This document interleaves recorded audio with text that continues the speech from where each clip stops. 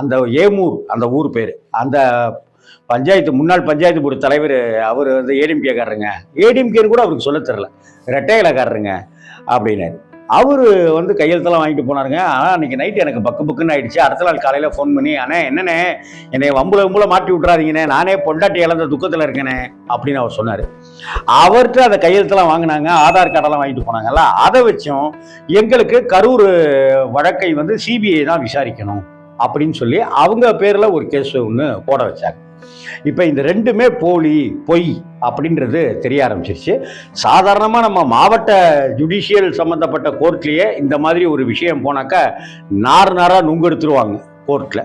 ஆனால் சுப்ரீம் கோர்ட்டில் போய் ஒரு பொய் வழக்கு ஒன்று போட்டு ஒரு பொய்யான பெயரில் வழக்கு போட்டிருக்கிறதுக்கு என்ன நடக்கும் அப்படிங்கிறது பார்ப்போம்.